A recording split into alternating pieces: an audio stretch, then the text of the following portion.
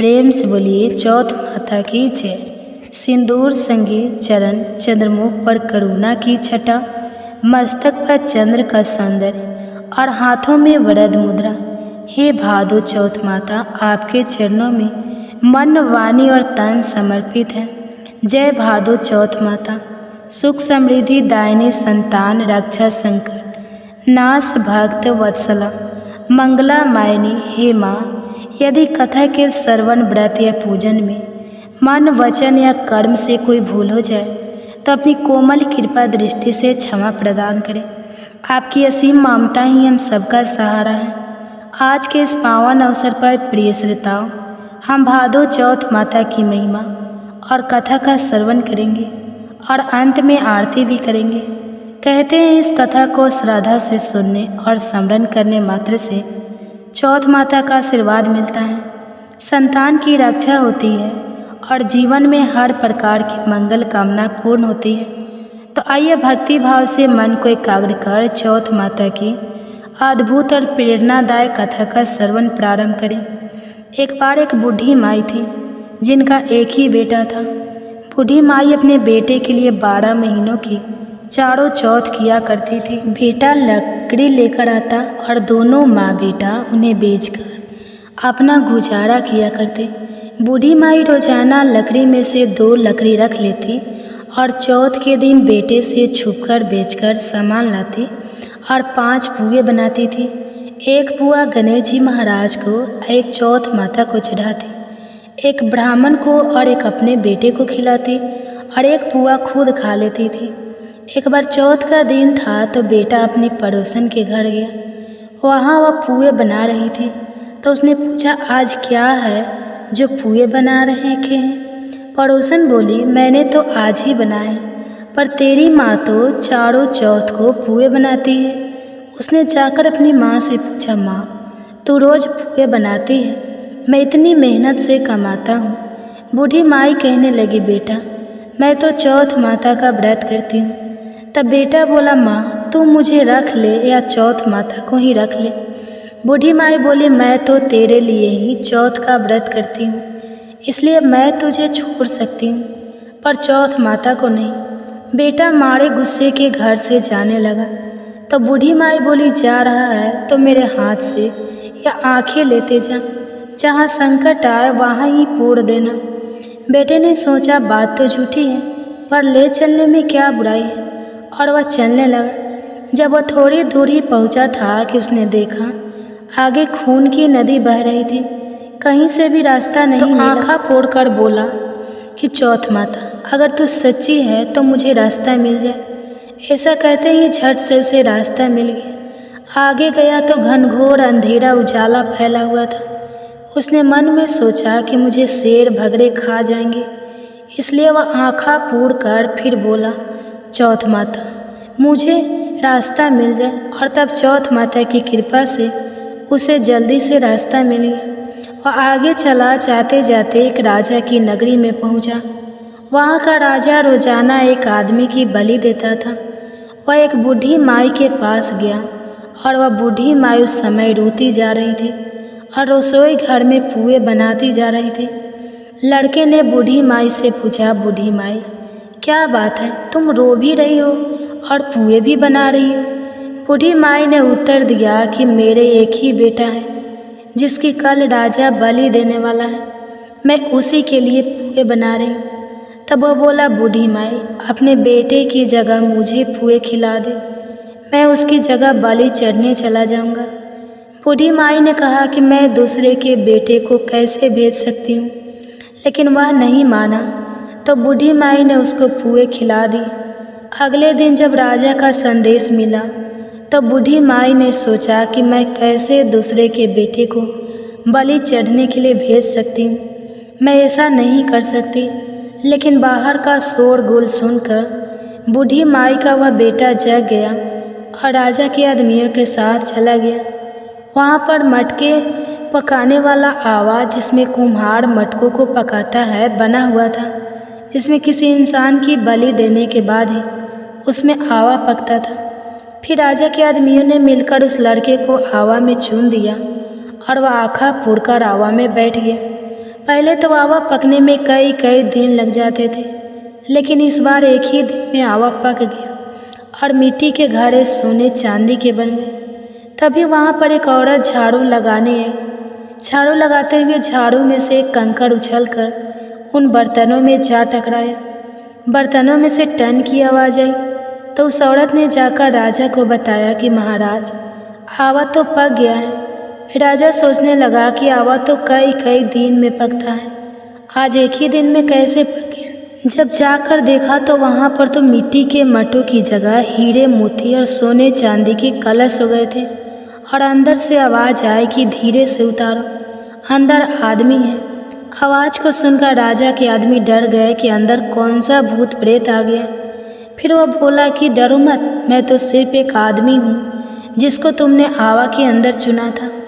आदमियों ने झांक कर देखा तो अंदर तो आग और राख की जगह पर हरे भरे ज्वारे उग रहे थे। राजा ने पूछा कि तू अंदर जिंदा कैसे बच गया। तब बूढ़ी माई के उस लड़के ने बताया कि मेरी माँ चौथ का व्रत करती है। जब मैं घर से निकला था तो मेरी माँ ने मुझे आंखें दिए थे, मैं उन्हीं को फोड़कर बैठ गया और चौथ माता की कृपा के कारण मैं बच गया। तब राजा ने कहा, मैं तुझे घोड़े पर बैठाकर साकल बांध देता हूँ। अगर वह साकल खुलकर मेरे बंध जाएगी तो मैं चौथ माता को सच्ची मान लूँगा। तब बूढ़ी माई का वह बेटा आंखें फोड़कर बैठ गया और चौथ माता के सच्चे मन से कहने लगा, हे चौथ माता, अब तो तुम ही मेरी लाज बचाना। तब साकल खुलकर राजा के हाथों में बंध गई। राजा ने फिर अपनी पुत्री का विवाह उस लड़के से कर दिया और बहुत सारा धन उपहार देकर विदा कर दिया। पड़ोसन ने बूढ़ी माई के बेटे को आते देख लिया था तो वह बूढ़ी माई के पास जाकर बोली, बूढ़ी माई तेरे तो बेटे बहू आए हैं। जब बूढ़ी माई ने छत पर चढ़ कर देखा तो सच में बेटे बहू आ रहे थे। फिर तो बूढ़ी माई ने बहुत धूमधाम से अपने बेटा बहू का स्वागत किया। हे चौथ माता, जैसे आपने बूढ़ी माई और उसके बेटे पर कृपा की वैसे सब पर करना। भादवा की चौथ माता की कहानी कहने वालों को, सुनने वालों को और हुंकारा भरने वाले को और उनके सभी परिवार वालों पर अपनी कृपा करना। प्रेम से बोलिए चौथ माता की जय। आइए अब सुनते हैं भगवान गणेश विघ्नहर्ता की कथा। अपने भक्त की हर बाधा को दूर करके सुख सौभाग्य और धन धान्य के भंडार भर देते हैं। तो आइए शुभारंभ करते हैं गणेश भगवान की कथा से। पुरानी कथा के अनुसार एक बार गणेश जी महाराज एक सेठ जी की खेत में से होकर जा रहे थे तो उन्होंने 12 दाने अनाज के तोड़ लिए। अब अनाज के दाने बिना पूछे तोड़ लिए तो गणेश जी के मन में भारी भारी पछतावा होने लगा। वे सोचने लगे, अरे मैंने तो सेठ जी के यहाँ से बिना पूछे ही दाने तोड़ लिए, इसका मतलब तो यह है कि चोरी हुई, यानी कि मैंने सेठ जी के यहाँ चोरी कर ली। इस प्रकार वे मन में पछतावा करने लगे। अब चोरी की बात है तो उसका प्रायश्चित भी जरूरी है। गणेश जी ने जिन सेठ के यहाँ से चोरी की थी उन्हीं के यहाँ 12 साल की नौकरी करने का निश्चय कर लिया। बस फिर क्या था, भेष बदल कर पहुँच गए सेठ जी के यहाँ और सेठ जी से काम मांग लिया। उधर सेठ जी जो भी किसी नौकर की ज़रूरत थी, इस तरह गणेश जी नौकर बनकर सेठ जी के यहाँ काम करने लगे। एक दिन की बात है, सेठानी राख से हाथ धोने लगी तो गणेश जी ने सेठानी का हाथ पकड़कर मिट्टी से हाथ धुला दिया। सेठानी सेठ जी से बोली, अरे ये कैसा नौकर रखा है, आपने नौकर होकर इसने मेरा हाथ पकड़ लिया। जब सेठ जी को पता चला तो उन्हें भी गुस्सा आया। सेठ जी ने तुरंत अपने नौकर को बुलाकर पूछा, क्यों तुमने सेठानी का हाथ क्यों पकड़ा? तो गणेश जी कहने लगे, मैंने तो एक सीख की बात बताई है, राख से हाथ धोने से घर की लक्ष्मी नाराज होकर चली जाती है घर से, और मिट्टी से हाथ धोने से घर में लक्ष्मी जी का वास हो जाता है। सेठ जी ने सोचा, अरे मेरा नौकर है तो सच्चा दरअसल सेठ जी के यहाँ नौकर कर रहे हैं।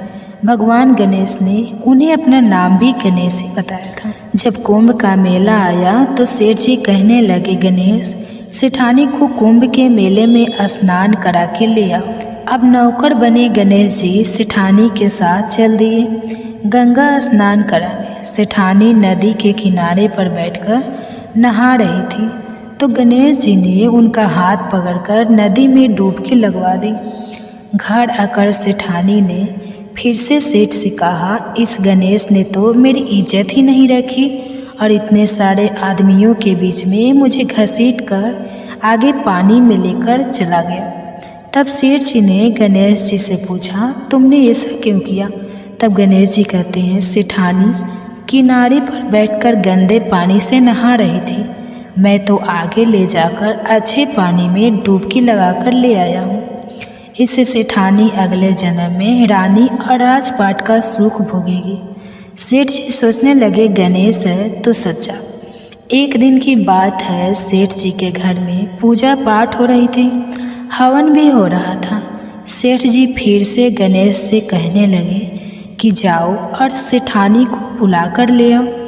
उधर गणेश जब सेठानी को बुलाने गया तो सेठानी काली चुनरी ओढ़ कर चलने लगी। तो गणेश जी ने काली चुनरी फाड़ डाली और कहने लगे, लाल चुनरी ओढ़ कर चलो। सेठानी नाराज होकर सो गई। सेठ जी ने देखा सेठानी तो अभी तक नहीं आई तो वह खुद ही आ गए देखने के लिए कि सेठानी कहाँ है। आकर देखा तो सेठानी तो नाराज होकर लेटी हुई थी। सेठानी से पूछने लगे, क्या बात है? घर में हवन की तैयारी हो चुकी है और तुम यहाँ सो रही हो? तो सेठानी कहने लगी, समझाओ अपने गणेश को, देखो आज इसने मेरी चुनरी फाड़ डाली।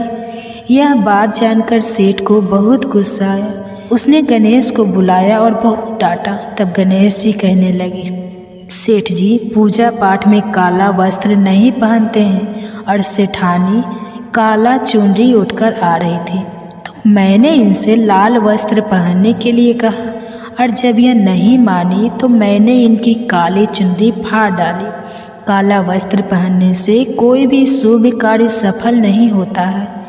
यह बात सुनकर सेठ जी सोचने लगे, गणेश है तो सच्चा और समझदार है। फिर एक दिन की बात है, सेठ जी पूजा करने लगे। पूजा करने के लिए उन्होंने पंडित जी को भी निमंत्रण दिया। अब पंडित जी भी आ गए, पूजा की तैयारियां हो गई। तभी पंडित जी कहने लगे, अरे सेठ जी, मैं तो गणेश जी की मूर्ति लाना ही भूल गया, आप क्या करें? उधर नौकर बने गणेश भगवान वहीं खड़े हुए थे और सारी बातें देख ली और सुन रहे थे। यह बात सुनते ही गणेश जी तुरंत कहने लगे, तुम मुझे ही मूर्ति बनाकर विराजमान कर लो, आपके सारे काम सफल हो जाएंगे। यह बात जब सेठ जी ने सुनी तो उन्हें तो और बहुत गुस्सा आ गया और वह गुस्से से कहने लगे कि तुम तो अब तक सेठानी से ही मजाक करते थे, अब मुझसे भी मजाक करने लगे। तब गणेश जी ने कहा, सेठ जी मैं मजाक नहीं कर रहा हूँ, तुम मेरी बातों को मजाक बिल्कुल भी मत समझो, मैं बिल्कुल सच कह रहा हूँ। इतना कहते ही नौकर बने गणेश ने भगवान गणेश का साक्षात रूप धारण कर लिया और सेठ सेठानी ने जब यह देखा तो पंडित सेठ और सेठानी गणेश जी के चरणों में गिर गए, उनकी पूजा की। पूजा खत्म होते ही गणेश जी तो अंतर्ध्यान हो गए। अब सेठ सेठानी को बहुत दुख हुआ और उन्होंने कहा कि हमारे पास तो साक्षात गणेश जी रह रहे थे और हमने उनसे इतना सारा काम करवाया तो उन्हें अपने घर में नौकर बना कर रखा।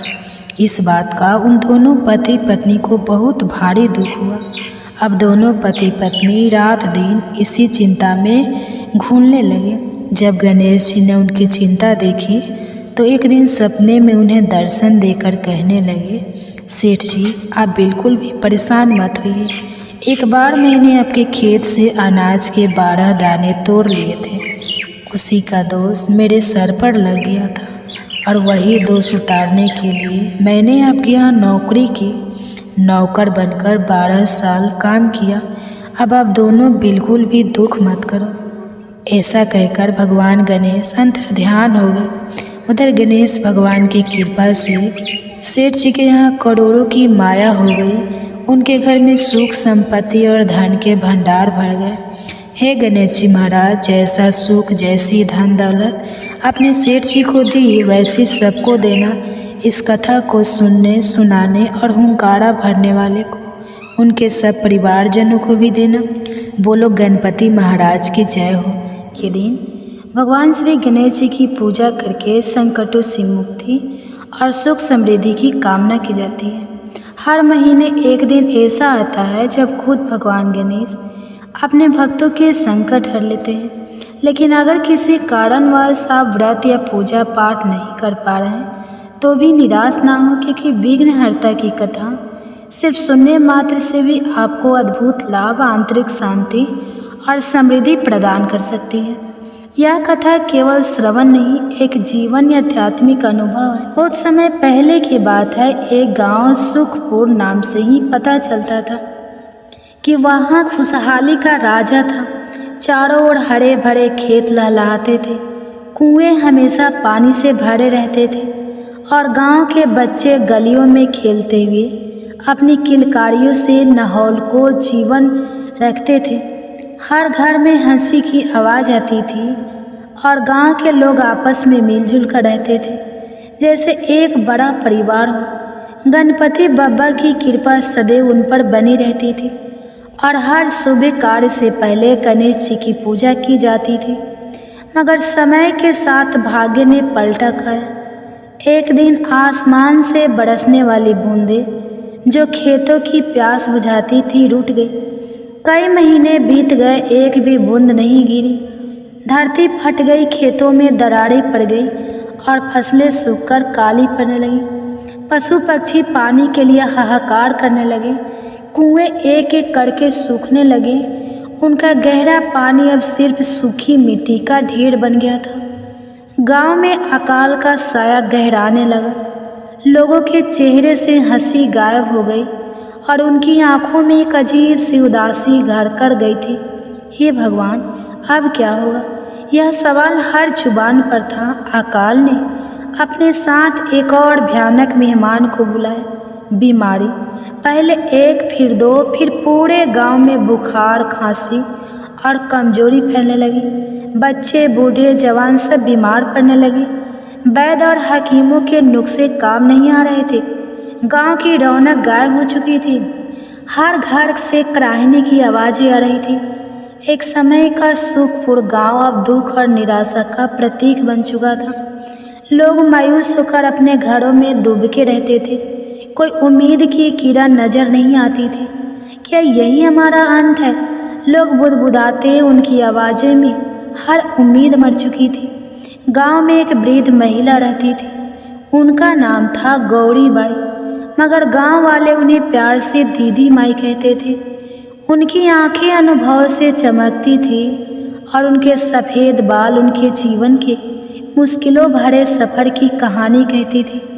उन्होंने अपने जीवन में कई उतार चढ़ाव देखे थे, लेकिन ऐसी भयानक स्थिति उन्होंने कभी नहीं देखी थी। गांव की यह हालत उनसे देखी नहीं जा रही थी। हर सुबह जब वो अपनी झोपड़ी से बाहर निकलती तो सूखते पैरों, उदास चेहरों और शांत गलियों को देखकर उनका दिल दर्द से भर उठता था। नहीं, यह नहीं हो सकता, हमें कुछ करना होगा। वो अपने मन में हर दिन दोहराती। एक दिन जब पूरा गांव निराशा में डूबा था, दीदी माँ ने अपने छोटे से पूजा घर में बैठी थी। उनकी आंखें नम थी पर मन में एक दृढ़ संकल्प उमड़ रहा था। उन्होंने गणेश जी की मूर्ति को देखा, वही गणेश जी जिन्हें बचपन में पूजती आ रही थी, वही विघ्नहर्ता जो हर संकट को हर लेते थे। उनके मन में एक विचार आया, जैसे अंधेरे में एक दिया जल उठा हो। संकष्टी चतुर्थी, उन्होंने फुसफुसाया। संकष्टी चतुर्थी का व्रत यह सबसे कठिन व्रतों में से एक है, पर गणपति बप्पा ही अब हमारा सहारा है। यह विचार उनके मन में कुछ देर घेर कर रखता है। संकष्टी चतुर्थी का व्रत 48 दिनों का था और यह अत्यंत कठिन माना जाता था। इसमें निराहार रहकर पूर्ण निष्ठा के साथ गणेश जी की पूजा करनी होती थी। इस उम्र में जब शरीर बीमारी और कमजोरियों से घिरा था, यह व्रत करना लगभग असंभव था। लेकिन दीदी माई के मन में गांव के प्रति प्रेम इतना गहरा था कि उन्होंने अपने बारे में सोचा ही नहीं। अगर इस व्रत से मेरे गांव वालों को राहत मिल जाए तो मैं हर कष्ट सहने को तैयार हूँ, उन्होंने दृढ़ता से कहा। अगले दिन सुबह दादी माई ने गांव के मुखिया और कुछ बड़े बुजुर्गों को अपने पास बुलाया। उन्होंने उन्हें अपने विचारों के बारे में बताया। मैं संकष्टी चतुर्थी का 48 दिन का विशेष व्रत करूंगी, उन्होंने अपनी आवाज़ में पूरा विश्वास भरते हुए कहा। गांव वाले उनकी बात सुनकर हैरान रह गए। दादी माई, आपकी उम्र हो गई है, शरीर इतना कमज़ोर है, यह व्रत तो जवान लोगों से भी नहीं होता, आप कैसे कर पाएंगी? मुखिया ने चिंता व्यक्त की। एक और गांव वालों ने कहा, दादी माई, यह अकाल और बीमारी तो भगवान की इच्छा है, हम क्या कर सकते हैं? दादी माँ ने उनकी बात शांति से सुनी और फिर मुस्कुराते हुए बोली, विश्वास यही हमारी सबसे बड़ी शक्ति है और जब तक सांस है मैं हार नहीं मानूंगी। अगर मेरा एक छोटा सा प्रयास इस गांव को बचा सकता है तो मुझे यह करना ही होगा। विघ्नहर्ता गणेश जी जरूर हमारी सुनेंगे।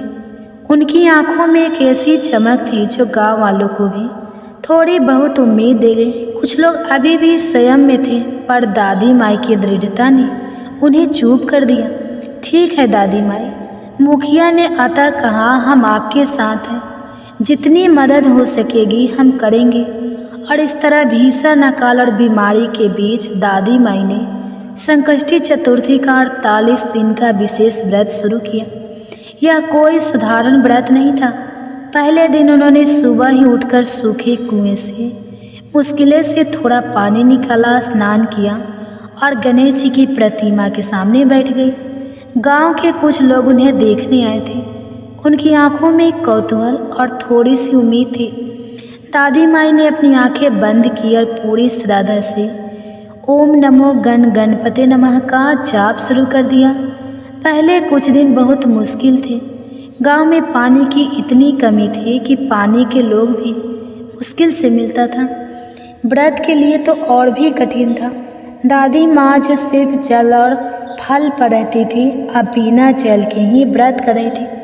उनके ओठ सूख जाते, गला तरस जाता, पर उनके मन में सिर्फ एक ही विचार था, गाँव गाँव और गाँव का कल्याण। हे बप्पा शक्ति देना, वह मन ही मन प्रार्थना करती। दिन ढलते ही उनकी देह शिथिल पड़ने लगती, पर उनका संकल्प दृढ़ रहता। गांव वाले दूर से ही उन्हें देखते, कुछ कहते, देखो दादी माई कितनी हिम्मत वाली है, कुछ फुसफुसाते, पर क्या इससे कुछ होगा भी? जैसे जैसे दिन बीतते गए व्रत और कठिन होता गया। गांव में बीमारी और अकाल का प्रकोप बढ़ता ही जा रहा था। हर दिन कोई ना कोई नया बीमार पड़ता या किसी के घर से दुखद खबर आती। इस माहौल में दादी माई का व्रत करना और भी चुनौतीपूर्ण हो गया। कभी कभी उनकी देह इतनी थक जाती कि उन्हें लगता अब और कोई नहीं। उनके पेट में दर्द उठता, सिर चकराता और भूख प्यास से उनका बुरा हाल हो जाता। एक बार तो वह बेहोश होते होते बची, मगर तुरंत खुद को संभाला। नहीं गौरी, ऐसे हार नहीं मानते।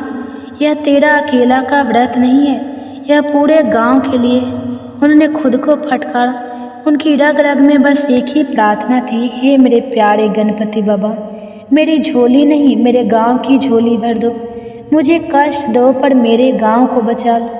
बीच के दिनों में गांव में कुछ लोग कहने लगे, यह सब बस अंधविश्वास है। दादी माई बेवजह अपनी जान जोखिम में डाल रही है। जब भगवान ने ही रूठना था तो यह व्रत वृत क्या काम आएंगे? इन बातों से दादी माई का मन थोड़ा विचलित होता, पर अपनी आंखें मूंद लेती और गणेश जी की मूर्ति को ध्यान से देखती। उन्हें गणेश जी की आंखों में करुणा और शक्ति नजर आती थी।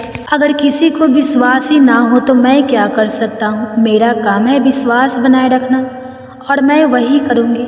वह खुद को समझाती, फिर भी लोग थे जो दादी माई के लिए भोजन और जल का प्रबंध करते थे। हालांकि वह कुछ लेती नहीं थी, बस देख लेती थी। छोटे बच्चे जो उनके पास आकर बैठ जाते और शांत भाव से उन्हें देखते। शायद वे भी दादी माई की तपस्या को महसूस कर रहे थे।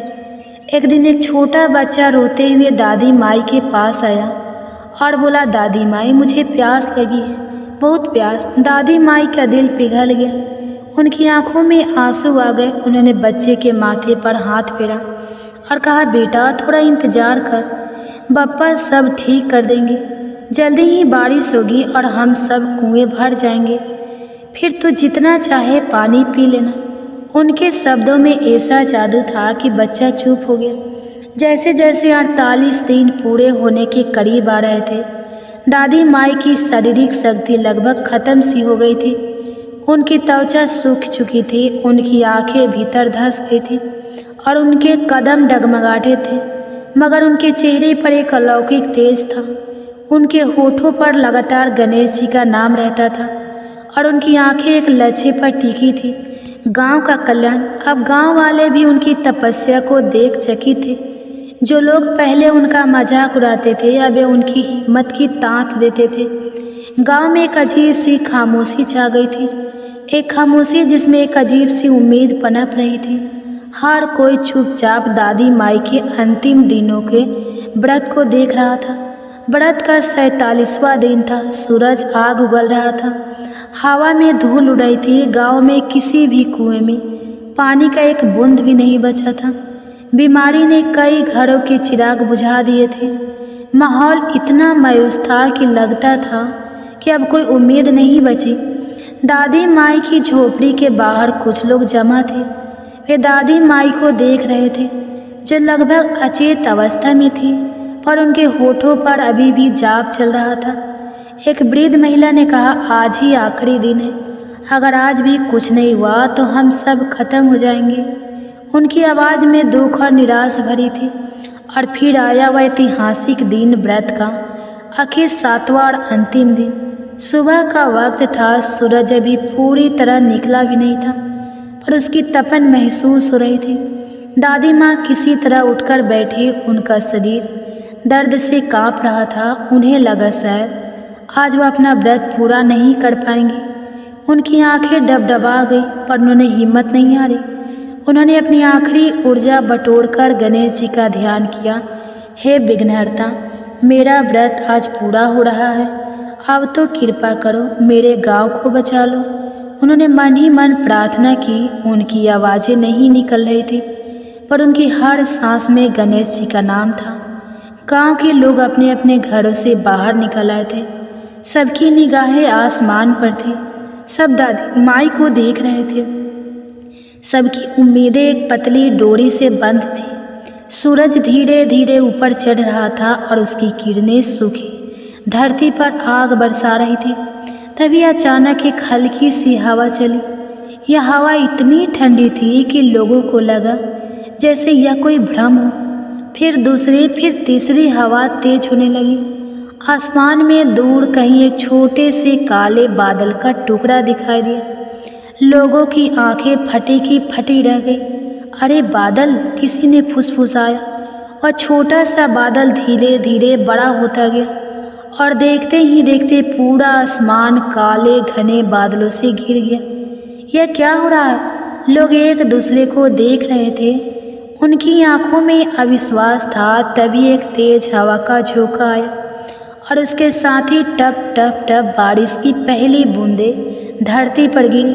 बारिश पूरे गांव में एक साथ ही आवाज़ गूंजने लगी। लोग अपने घरों से निकलकर बाहर भागे। उनकी आंखों में चमक थी जो बरसों से बुझी हुई थी। पहले धीमी, फिर तेज, फिर मूसलाधार बारिश होने लगी। आसमान से पानी की धाराएं ऐसे बरस रही थी जैसे वरुण देव ने अपने सारे कपाट खोल दिए हो। धरती जो प्यासी थी, प्यासे शिशु की तरह पानी पीने लगी। धूल जो हवा में उड़ती थी अब मिट्टी में बदल गई, जिसकी पौधे सौदे खुशबू पूरे गांव में फैल गई। हर तरफ पानी ही पानी था। देखते ही देखते गांव के सूखे कुएं जो बरसों से खाली पड़े थे पानी से लबालब भर गए। कुएं भर गए। बच्चों ने खुशी से चिल्लाना शुरू किया।